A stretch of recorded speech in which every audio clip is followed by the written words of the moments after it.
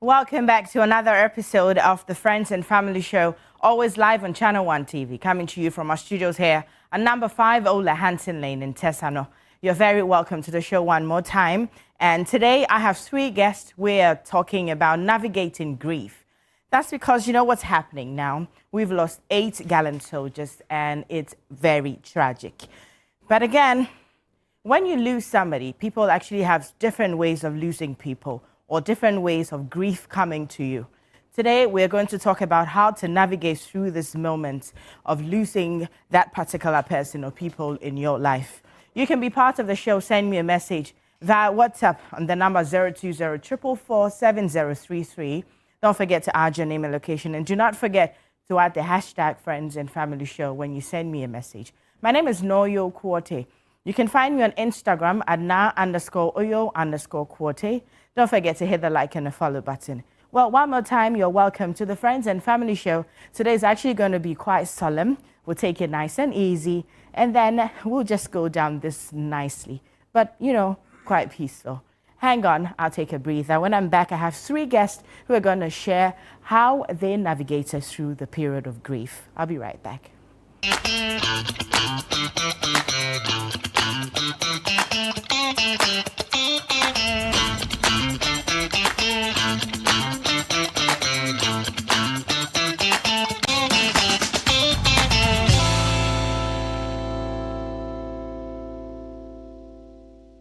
Hey Ghana, so you people know Miss Brother once more.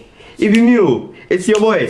Kill them all, kill them all. But this time, I'm not only killing mosquitoes, I am killing the great. See? This wouldn't have been possible if I didn't have the perfect mosquito-free atmosphere. Thank you, Out Insecticide. And yeah, Out Mosquito Pearl. For a mosquito-free atmosphere, trust Out to... You are not serious. Out Insecticide. So ya boa, faha.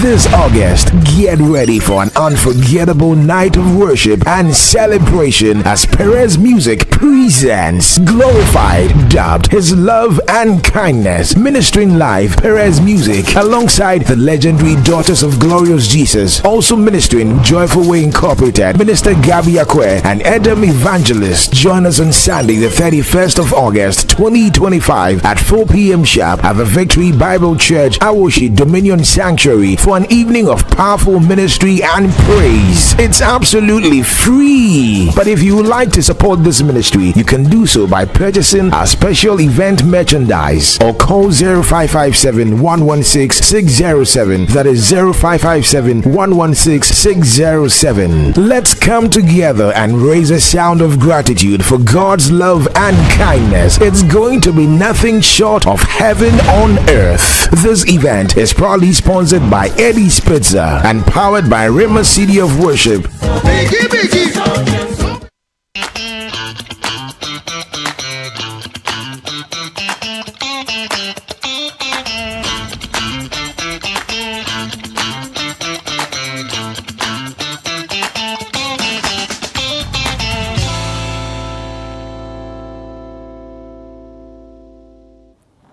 Welcome back to the Friends and Family Show on Channel 1 TV. My name is Noyo Kwote, like I said early on before I went for that break, and we're talking about how to navigate through grief. It's actually quite a tough process. And actually, grief actually comes to people in different ways, you know. And people go through certain things before they lose people and then all of that. So we'll talk about how to go through it. You know, there's that point where the tragedy or the loss happens, and then the continuing days is actually one of the, you know, tough moments. Everybody has a way of dealing with that. And for you to get over that, it all solely depends on you.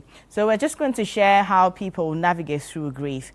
I have 3 wonderful guests in the studio. We're going to be sharing personal journeys through, moments of grief, and then we can see if one of them, actually any of them, works for you. You can run wild with it. But again, you can share yours with me. So don't forget to send me a message via WhatsApp on the number 020-444-7033. If I go a little bit too fast, you can actually find them on the screen. Don't forget to add the hashtag friends and family. Okay, so tonight I have in the studio Theresa, and she's not new to my set. You're welcome. Thank you, Miss. And I like to call her Auntie V. Hi, Auntie Violet. You're welcome. Another returning guest. I love returning guests, actually. Yes. And Shaibu. Yes. Yes, sir. That's me. Hello, baby.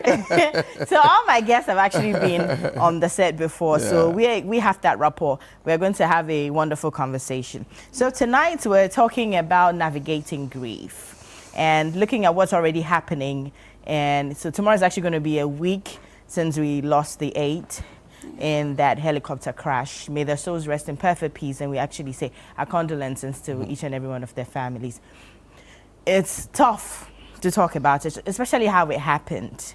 But like I said in my intro, that grief actually comes to people in different ways. Some will go through tragedies as accidents. Some people just naturally, they lay in their beds, which I think I should pray for. But sometimes you cannot know what happens in their sleep before they go away. You might say that it's peaceful because there was no accident, and all of that. But it's not bad too. Not at all. It's not bad too. Even if they hook you and you go, that's fine. But to, go through something that's probably getting burned, or an accident that's, some part of you, or some kind of illness that's going to make you bedridden for a very long time, or probably, let me say, in quotes and unquote, like vegetables, that's quite tough. Now let's talk about grief. But what we're going to start off with, you will talk about who you lost, probably how they went, and then we'll go on to talk about the continuing days, how we've been able to manage them. So I'll start with you, Theresa. Okay. You're looking at me then, All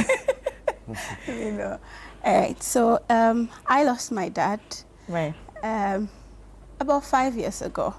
10th August made it 5 years. 10th August. Oh, no, 2 days apart. Today's actually exactly 5 years I lost my dad. August 12, 2020. Wow. Yes. Yeah. So I think my first emotion was shock. Because he was somebody that I'd never heard him say, I'm going to the hospital because I'm ill. I've never seen him weak, like ever. And so to have lost him within a space of 2 weeks. So he just fell ill. We all thought it was malaria. He went to the hospital, came back. Doctor said he was fine. He went back to work. And then just the day he went to work, the next day, it just went bad, like from bad to worse.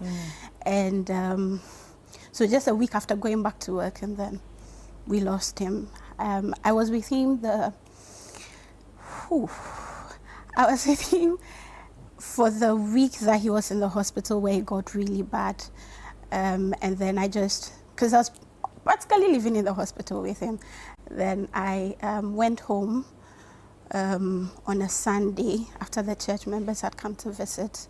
And like I would usually do, return to the hospital at about 5 a.m., near 5 a.m.-ish, and went to his bed post and he was not there. So we're told that he's in the cold room. So went to the cold room, and that's how I found out my dad had passed. My condolences. Yes, yeah, thank you. It was, in the moment, you don't want to accept it because, like I said, this was not somebody that was constantly getting ill or even had ever complained of a sickness that you would think that would take him. And so the last 2 weeks was just back to back, not knowing what was going on and everything. And that's how it happened. Auntie V? Yeah. I think I've mentioned on this set before 3 people close to my heart. My younger sister, my dad, and my mom. Right. With my younger sister, I think she was 8 years, and she was knocked down by a car. They were crossing the streets, and on the zebra crossing, they've crossed already, and a taxi Bypassed the car in bypassed the front. car and knocked her down, so she died instantly. And I found out, I had gone to school, so when I was coming home, at that time we were living in the barracks, P7 Military Hospital. I saw my cousins from Koligono at the emergency area. Then I was like, you people, what do you want here? They couldn't say it. But I think when they mentioned sister has been knocked down by a car, I didn't know what happened to me again. The next time I realized I was home. That was sister. But with my dad, he was sick, so we've been going on and off the hospital with diabetes and hypertension. And I remember my big brother and I will go in the morning, then the younger ones behind me, and they would take over in the evenings. So we had left the hospital around 8 o'clock, and the younger ones were there. I just got home, barely got home, and my younger brother called me, and he's like, "Hey, Mama, come and see how they are pumping Daddy's chest." So at that time, I just froze. And I live with my mom too. That very night, I decided that my mom was then ill. But that very night, I decided not to sleep in a room. I was with my daughter. I was sleeping in my daughter's room, and I froze. So I asked him, so what is it? What happened? Then he said, he doesn't know. So where is Freddie? He said, oh, he has come for Daddy's bag and left. Who are you there with? He said, I'm here alone. So I said, be there, I will get back to it. I couldn't have left home to go there because my mom would suspect. So I called my big brother. He lives far. And I said, where are you now? He said, I'm almost done with the motorway. I said, 10. And go back. And he went back. He called me and he confirmed that Daddy is gone. I didn't want my daughter to know, so I had just frozen and I was just lying down. But with my mom, she became sick earlier. That time my dad wanted us to celebrate his birthday. The day that we had to celebrate the birthday, my mom got sick. So we had to cancel the birthday. So she also had been going on and off the hospital. But Daddy passed first. Then 2 years later, she also started becoming thinner and thinner. We didn't know why. So I was virtually in the hospital with her. So I'll be there and a cousin will come and relieve me. I'll go home and rest more and come back later to relieve the cousin to go home. Then I think at the hospital, they told us she needed a surgery. So we had to transport her to a bigger hospital. So I asked my brother, what do we do? Well, so the doctor told us, she has a lung, one side of her lung has collapsed. So it's 50-50 if you do the surgery. But we had to give it a chance. That's right, right. So we rushed her to the bigger hospital. She had a surgery, came out successfully. We were all happy. We praised God for that. And I think we had gone there the third day or so. We've all gone to pray. We were praying when we heard she was in the intensive care unit. We heard sound. So we were all like, hey, why is this happening? noise? But we were singing her song that she loves most. What song is that? This girl song. it's gone. It will come. It will come. It will come. So we were singing, and through that song, we heard the noise. So all of us were confused. Then they said that, oh, I think a nurse came to put it off. And we left and went home. My brother called me at dawn and said, oh, he had a call from the hospital. They said he should come. So He's going. he's taking the lead. When he got there, he said, Akos, don't come. Mom is gone. I said, huh? I'm coming there. So I went to the intensive care unit. There she was. I touched her. She was so cold. And I said, I'm not sure she died. After you left. Yeah, I am sure. But I felt during our prayer time, that was when she died. But they didn't tell us. They waited for us to leave before they told us that it wasn't an easy thing to experience. Mr. Shaibu? Well, for me, I have two persons that I lost. One, my father, who had grown, so his wasn't too shocking because it got to a stage where he could no more go out. He was always in the room. Unfortunately, he had warm water pour on him, and we had to rush him to Kolebu, where we tried, took care of him, and he recovered until he was discharged. I remember those days when he was at Kolebu. Anytime you go there and you want to bath him or wash him, they say, no, Shaibu will come. Let me come. So I will rush from the office and then come and then take care of him before I also leave. But he became well. We continued the discharging. We continued to send him because we are staying closer to Mamwe Polyclinic. We continued the dressing over there. Thank God, he became strong. We were all happy. He was looking very, very good. I thought that he couldn't make it, but he was able to make it. I lived about a year after. Once Saturday, Sunday, those days I was staying at Alajo, and I come to play football Sundays at Accra New Town. So I came and played football, and I don't know what happened. Should I go and visit him, or you let me go? Tomorrow is Monday. Monday when I'm coming to office, I'll pass there. I got home, we did everything, and I slept. Midnight, I was called that Daddy is no more. So what pained me was that last minute that I didn't get with him. That is what pained me. But because he's grown, he has advanced in age, so I took it kindly.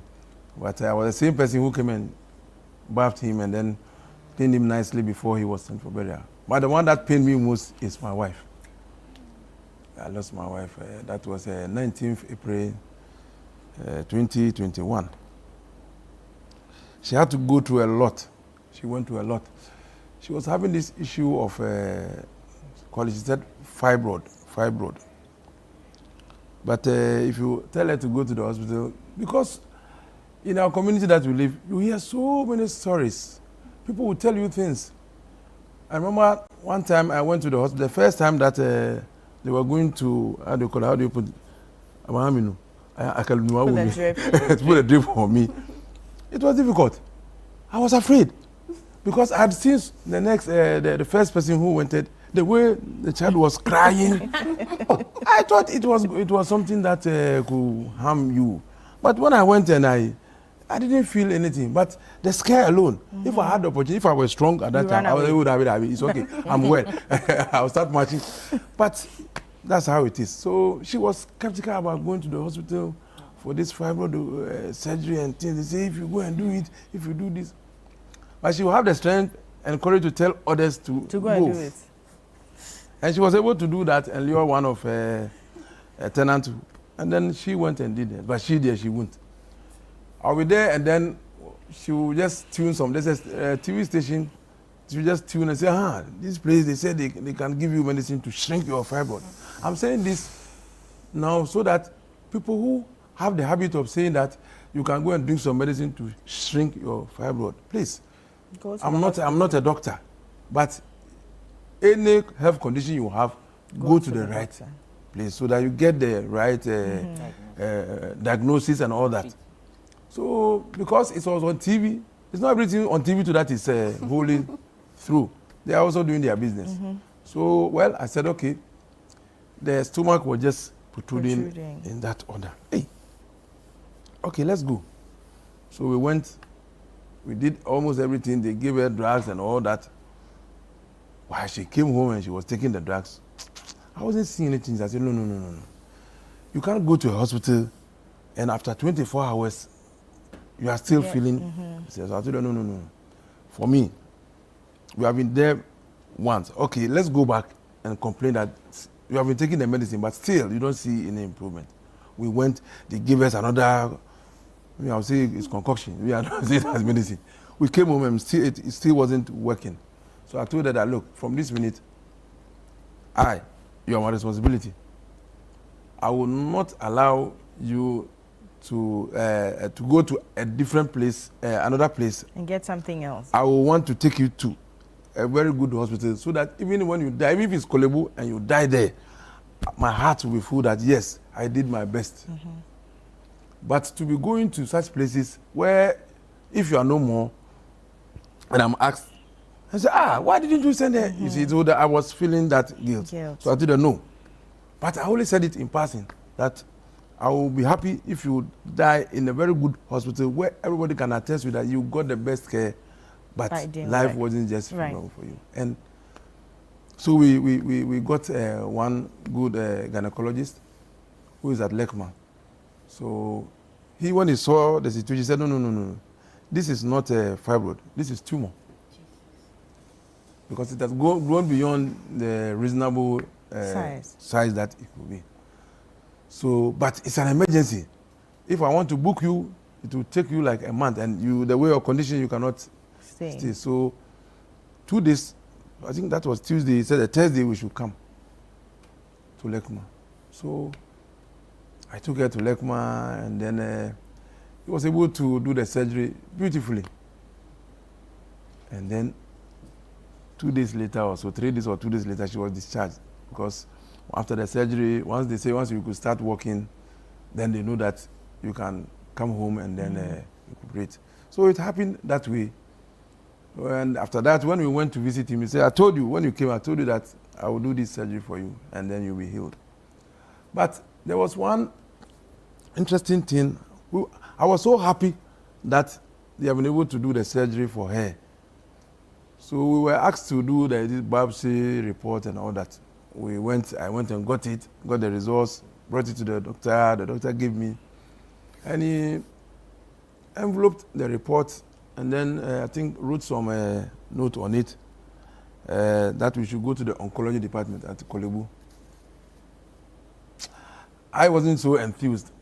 My focus was that once she's gone through the surgery successful, he was talking about we will get some eggs there to see whether she still have some eggs.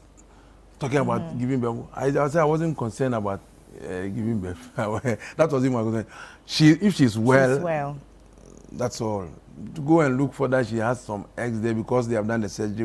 No, I said no. Not knowing, I think that was not the whole fact. That wasn't the whole fact. Unfortunately, because I was so excited, I also didn't go deep into the report. But I remember I sent it to a friend who is a doctor. I even have a daughter who has a doctor husband. I sent it to him. But I think that they all saw that where she has gotten to is a journey of no return. But how could they just tell me that this is the situation?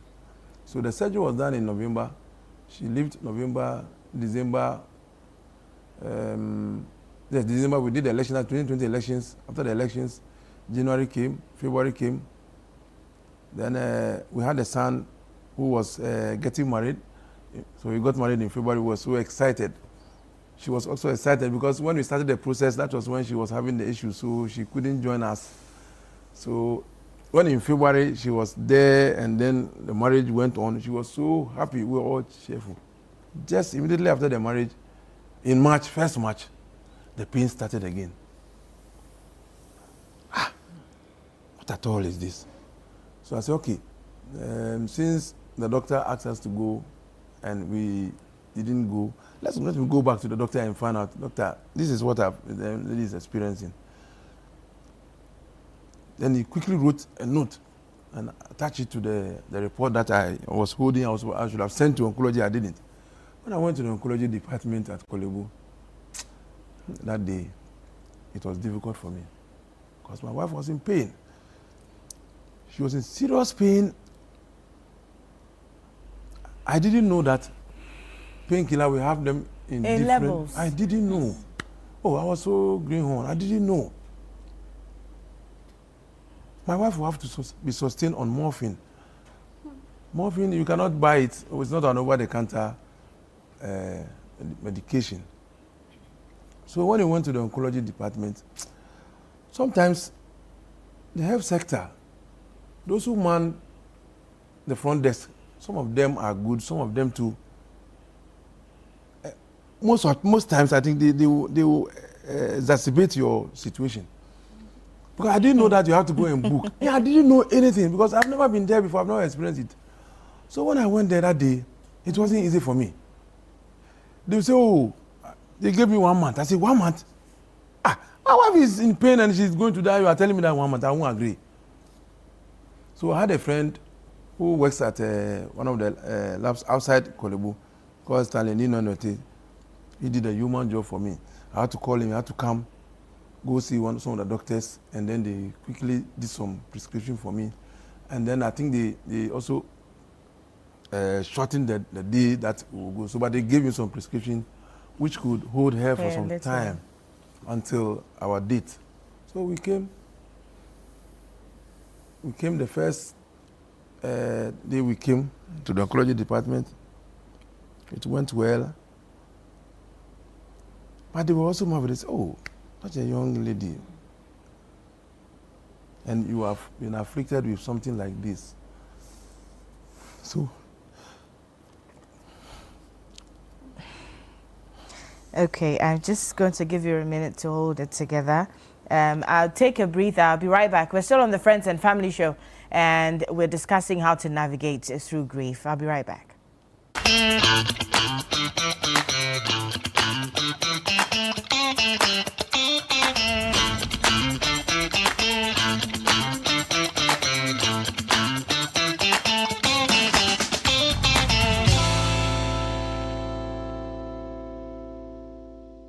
In Ghana, West Africa, the mornings are somewhat, if not for the perfect companion. What a good day to start.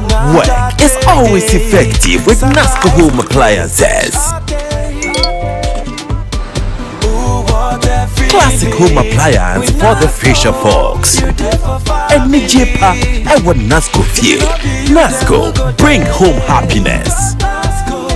Check this passport number for me. Let me do something for somebody right now. Check J1 1955. Give me a pen and a paper. Write CSS. You know this? Christopher. He was supposed to marry you. He's a Nigerian, but he went to Nigeria and he had accident and he. Hello, precious one. My name is Prophet Emmanuel J. In the book of 2 Kings, chapter 6, a group of prophets asked permission from the man of God, saying, "Where we live is too small. Give us permission to expand our coast." In the process of expanding their territory, they lost the only axe that was borrowed. They didn't know what to do. It took the man of God to let them regain what they have lost. Precious one, many are going through a lot of things without solution. They have prayed, they are in churches, they have fasted, they have given their offerings, and they are asking themselves, why am I still going through what I'm going through? BTP is here once again. And this time around, I am focusing on those who are going through situations, but they don't know what to do. I will diagnose the situation, get into the spiritual realm, and give you exactly what you must do from the 10th to the 17th of August every 5 p.m. at the Prayer Palace of the Sprinters Road. If you need free transportation, call the numbers right on the screen. As I see you, I will diagnose the problem and give you solution by the grace of God. God bless you. Let me see you there. Born to prophesy, born to roam, a voice of faith, never his own. He whispers storms, he hums the sky.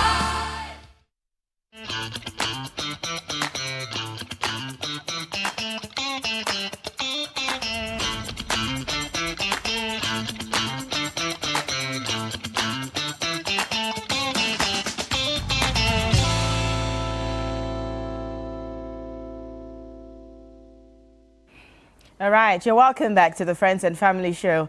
We're talking about navigating through grief, and my guests have all shared their stories. Now, here's what I'm just going to give you the chance to actually share your experience with me as well. So you can send me a message via WhatsApp on the number 020-444-7033. Don't forget to add your name and location. So now it has happened. You've lost that special person in your life.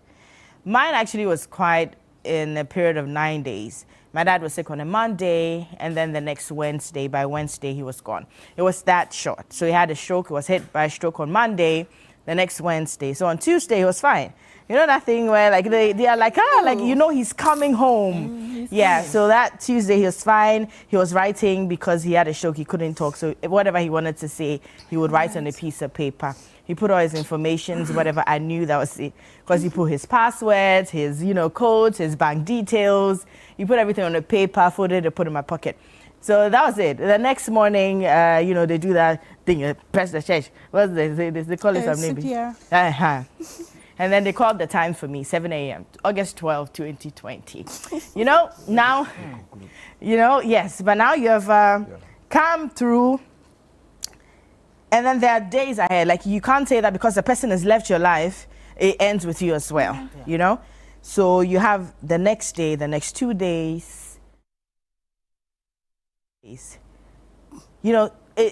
that the next day is quite easy because you accept it, but I don't think so. You don't. I think that day is quite easy for most people because now it hasn't really dawned on you because at that time you're living in a time of, disbelief. You're not accepting it. It is the next day when you don't see the person come home. The next 2 days, you don't see the person come home. The next 3 days, now people are coming to your house to come and shake you. And say, you get.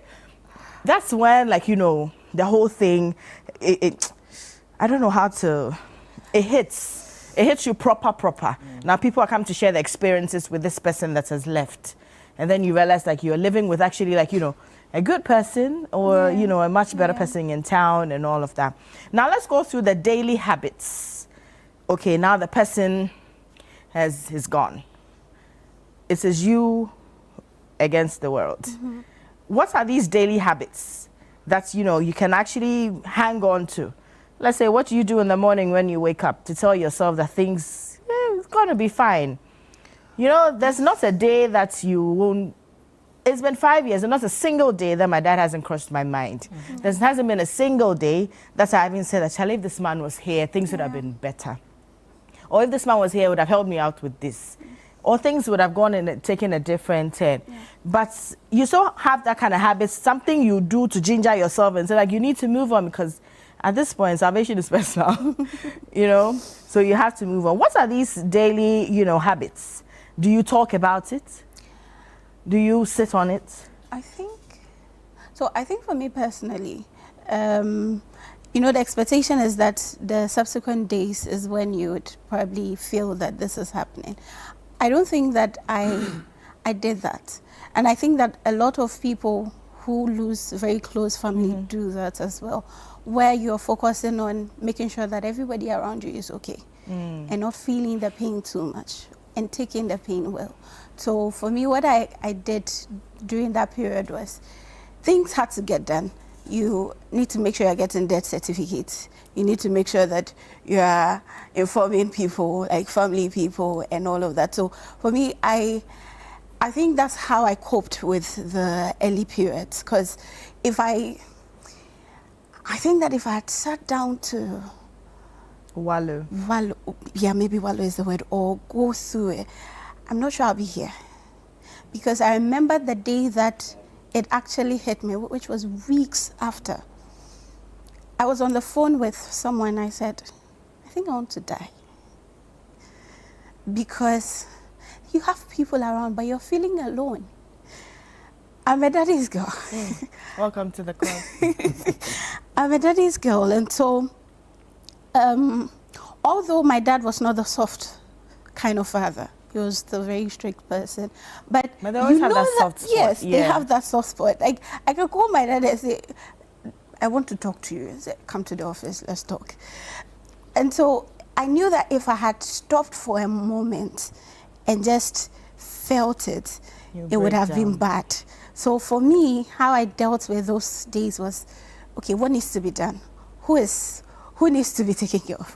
Who needs to do, like, that was all I was doing until the day he was buried. I wish I had that kind of strength. I don't know where he came from, to be honest, because I did something in the mortuary that till today when I talk about it, people are, because there's a custom where the family member has to bathe the body before the caretaker will come and bathe the body in the mortuary. And he was a policeman, so he was in the police hospital mortuary. And we had gone with family members because that's the day we were taking the body home for wakekeeping and burial. And every family member that was around was like, I'm scared, I can't do it. Because if I, yes, I had an uncle who said, if I do it, I can't drive. My brother was there, said he can't. Like, But I think that's couldn't. one part that I really don't understand about, you know, when you lose someone. All of a sudden, the person becomes something you can't touch. All of a sudden, the person becomes someone you can't go close to. That's what I don't get. You know, they say, hey, meet me in that demo hole. I mean, hot. Like the person has horns and tails. Like, you get, all of a sudden, the person is someone that's scaring you. It's a fear. You can't tell people how to deal with it, because for some people, because of their closeness, they can't imagine being in a room without the person. So what I was going to, so for me, I think at that point, that was my closure that I needed. So I went to the mortuary, and you can imagine police are lying around. A young girl at 20-something, I went to the mortuary, said, you give me the water, let me bath this man so that we can all move on. So I took it, did the bathing that was supposed to do, and I said, please, can we continue? And moved on. The day I cried was when I saw him being laid in state. I felt alone. I'm like, you're not leaving me here by myself. What are you talking about? Because on his deathbed, I kept telling him that if you think leaving me here is like you're leaving me with people that can take care of me, there's nobody that can take care of me like the way you would. And so don't do this to me. And I felt like he didn't hear me. And he just decided to die. And so that day when he was laid in state was my moment to tell him everything that I had been holding back, and was my moment to pour out every feeling that I had. And it was a bad sight. But I know, but you know that that point is late. Yes. You know, at that point, that's what breaks you even further, because the person is not there to respond. Yes. To say, okay, probably you ask for forgiveness. The person's not, you know, going to say, okay, I hear you, or like, you know, give you a helping hand or anything. So that's the point that actually breaks you. I wish I had that strength that you had. I actually I'm not sure where it came from, to be honest. Straight to the morgue myself. Yeah. I stood there, they did what they had to do, they cleaned him up and everything, and then they asked me to take off his ring for my mom. It was at that point that I actually knew that this was really happening. And that walk out of the mortuary is the longest walk in my life, because coming out, that's when I realized I was actually in the mortuary, because now, hey, so this is where I'm standing. You know, that aisle from where he laid to the door out of the mortuary has been the longest walk in my life. Yeah. It's, you know, that's when actually you turn and you're like, he's not coming with you. He's going to lay there with people that he doesn't know, he's never met before. You know, this person is just, you know, they're just going to be there. They can't move, they can't see you go away, they can't do anything. But there are so many ways that you can actually let go of these things. And I think that what has helped me in 5 years is talking about it each and every time.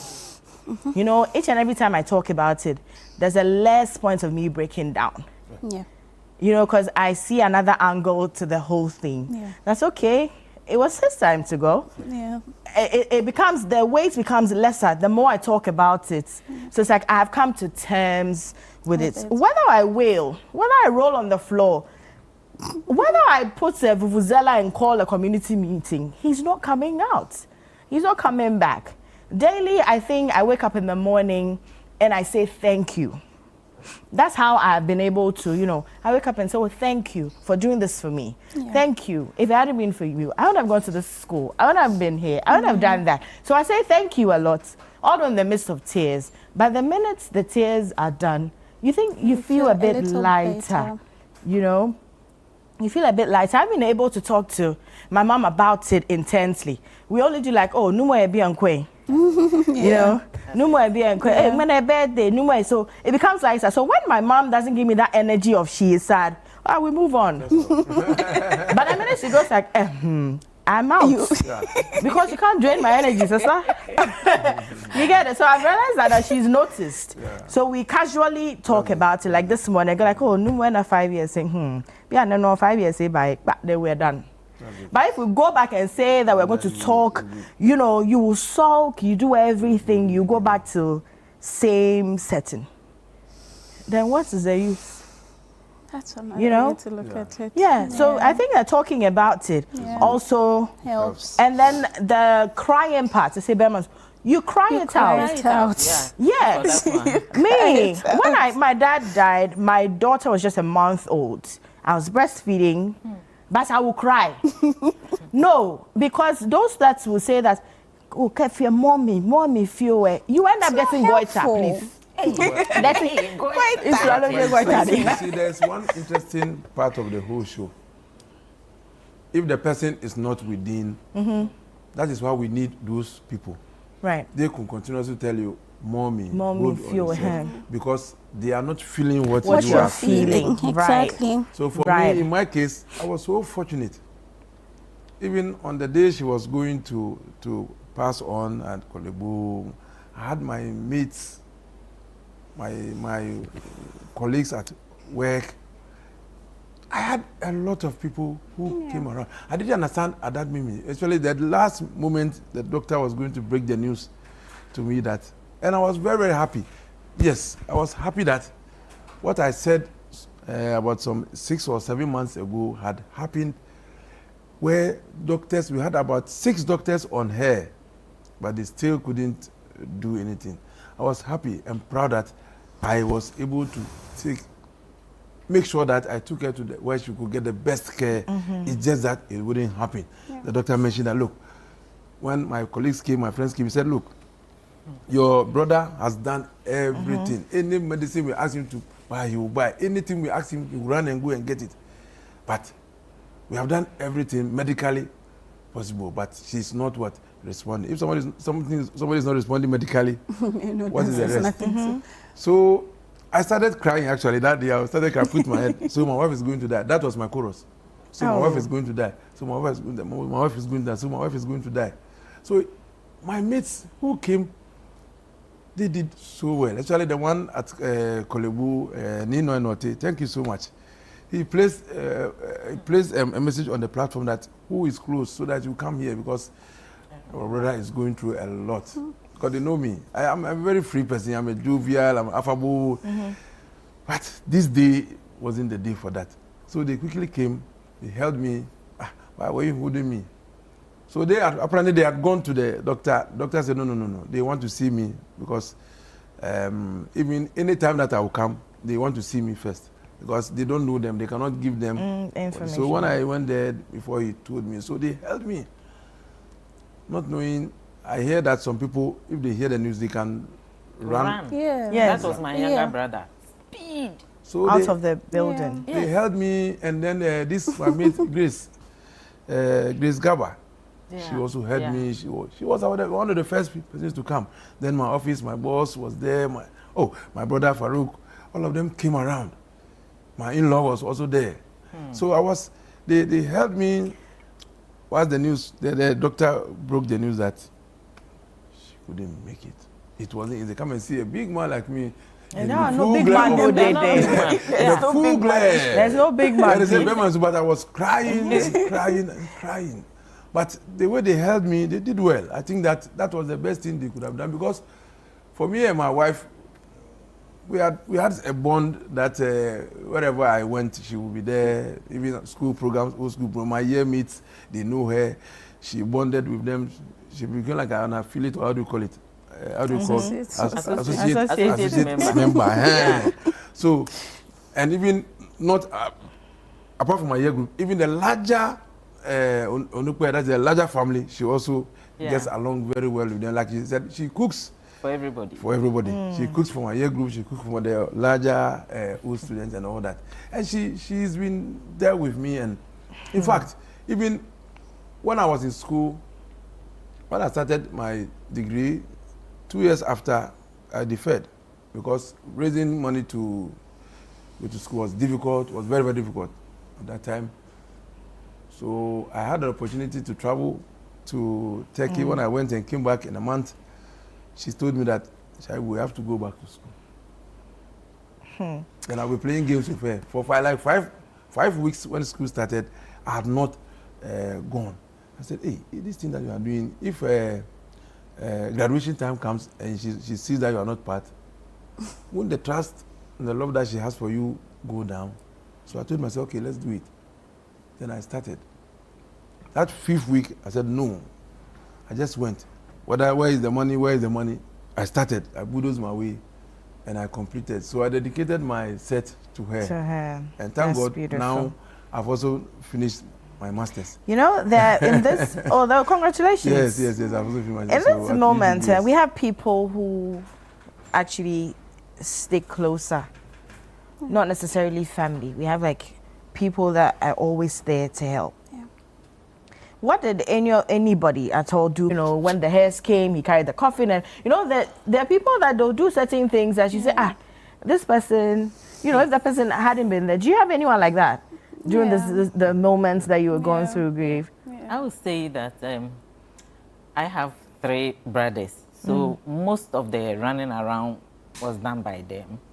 I became a mother instantly to all of them, and I didn't really see myself breaking down, but you could see there's this woman who is dear to my heart, Auntie Vivian Abbey. The moment she heard the news, she would always be at the hospital and all that, but the moment she heard the news, she was there with her through to the hospital. She will be there. She will come cook for you. She will come with food. She will come with things you want and all that. But I would say my husband too was there.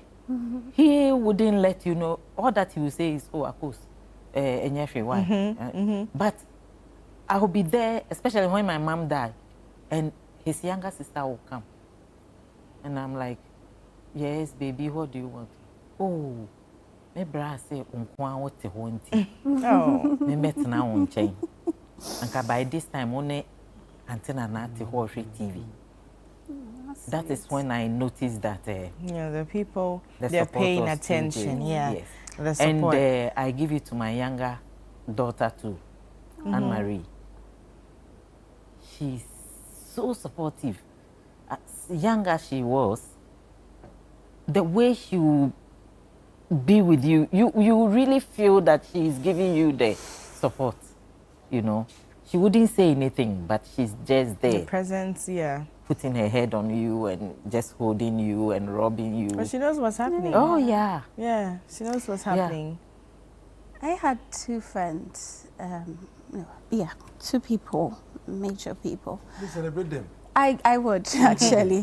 One is my immediate boss, who is still my boss, Mr. Simon Peche. He's technically become my father. He was there throughout the process. I remember even when my dad was in the hospital, there's a professor, he was also a Kolebu, so he called for the professor to check on my dad and see what was going on. That was even before my dad passed. And when my dad passed, unless I don't place a call to him, he can detect when there's something wrong and just say, you know what, come, let's go. Just take you somewhere. Because a lot was happening at home at the time as well. So he knew when I needed to just get out and just needed like some normalcy, if I should put it like that. And another friend, Sandra Terrier. The moment she heard that my dad had passed, she was in Adan at the time, if I remember correctly. She couldn't come immediately, so she called another friend of ours who was in town. The moment she heard that my dad had passed, she was in Adan at the time, if I remember correctly. Yeah. For them, it wasn't they will even... say that let's all To bring mangoes. Every day. Yes. You know, she has mangoes, she has oranges. Every day, she said, because you can't eat proper food, you eat the fruits. Yeah. It will hold your body small. Yeah. So for me, those are people outside of family that were there. Because for Elizabeth and Sandra, what I think they realized was that if they did not sit with me to eat, I will go the whole day without eating. Food. Not because there's no food at home, but I won't have You the don't presence find of mind to sit and eat. So those two people, they were great. We have a few minutes to go away, so I would want us to do this. You know, I don't know how to coin it. I just don't know how to put it. But if you had the chance to help somebody understand grief, what would that be? I would just outrightly say it doesn't knock on your door. It doesn't tell you when it is coming. It comes unexpectedly. So you always have room, you make room for it. You know, we do not know what tomorrow brings. Yeah. But if you wake up tomorrow and it is on your laps, there's nothing you can do but to run wild. I mean, do everything that's going to, first off, to keep you sane. Because in these moments, your mind is racing. Like you, at some points, will say that you just want to die. There's so many things that goes through in your mind, especially if probably that was your last resort was the person, and now this is you. Kwata on the floor. If somebody from outside straight missile can hit you, you mean you accept? First of all, I think it's acceptance. Yeah. For me, I think that it is how you lead your life, how you live with people, how you live with your mates, how you live with your colleagues, how you live with your family. You see, when you are in a difficult moment, that is where you see people who truly care. Sure. Because I couldn't understand our national president had to drive to the hospital and tell me that he went to the doctor, made sure that my wife was okay. When she was discharged, he carried her through his car and brought her home. And she asked, well, how can she even be in that car? How did that big man come and carry her? She treated her like exactly. I agree with what you're saying. You know, because so at some point now you start benefiting from how that person had lived his or her life. It's true. I was lucky. My mom was there. She was there for us as a Muslim. We brought her late at around 6 p.m. so we couldn't bury her. So I had to sleep in the same room with her. I'm sorry? I slept in the same room with my wife. She was here and I was here. Okay. We slept together in the same room until the following day. I had to make sure I bathed her, and then my mother also came. So my mother spent 2 weeks with us, so it was good. I had a daughter in Takoradi who also came, like he said, prepared a whole lot of this special fish. And I had enough. I had the family, the people who came, my year mates. If I want to mention their names, I think that this program will not end. We'll so it is how relevant you live your life that will benefit you in the trying times that you need people to come and support you so that you'll be able to go through it. Let's take these few messages before we go. I have about 3 minutes. Hi, good evening. My name is Yabwe Diwa from Ablekuma. So in 2015, I lost my dear dad. I was writing my WASI exams. My dad died a painful death. He just went missing for months. When they found him, his body was in bad state. In fact, we only recognized his body by the cloth and belts he was in. So they buried him that same day. I couldn't get the chance to see my dear dad for the last time because I was writing my exams and I was my dad's favorite.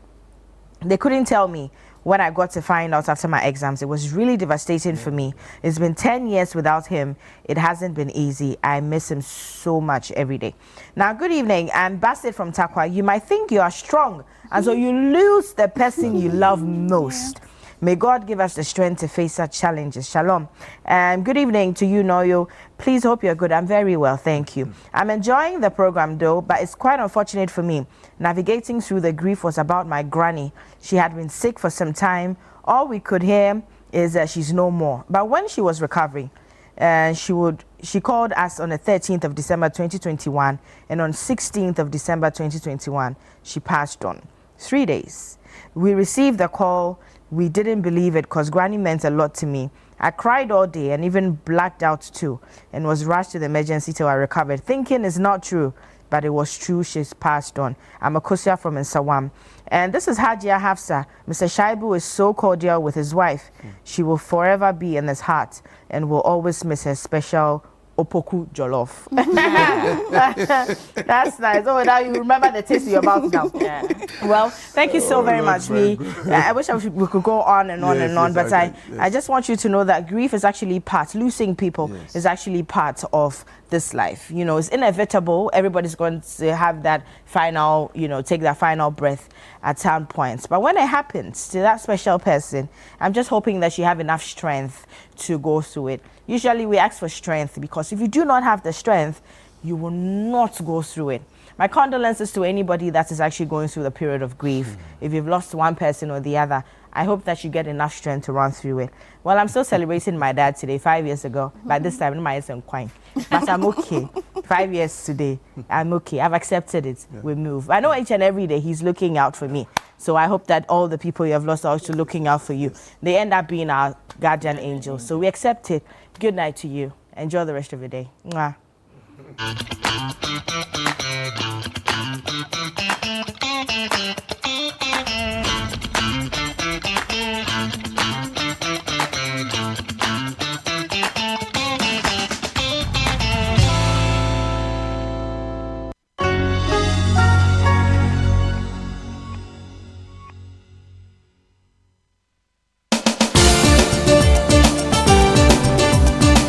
In a nation full of questions, where truth often hides behind noise, one show dares to ask what truly matters face to face. With fearless clarity and a quest for accountability, host Umaru Sanda Amadou sits down with the movers and shakers of politics, governance, society, and business, confronting the issues that define our national conversation. The party itself has said that whenever you're in opposition, you should choose flag bearers early. So what you are trying to tell me is that you want somebody who is going out to come and select a leader for you. So the next person will come and say, but I didn't select him. Direct victim of attack, violent attack. Where and when? The first one happened in Parliament. I was pregnant. Now, for me, it was legitimized by a radio or TV station giving her a position to work. So for you, take issue with GH1 and giving her the platform. That is where the minority is. We are on them. We've asked questions. President Mahama will be a mean president if he prioritized only his children and DCP. He needs to demonstrate a Ghanaian government. Every Tuesday at 9 p.m., join Umaru Sanda Amadou on Face to Face as he digs deeper, challenges power, and reveals the stories shaping Ghana's future. Only on Channel One TV.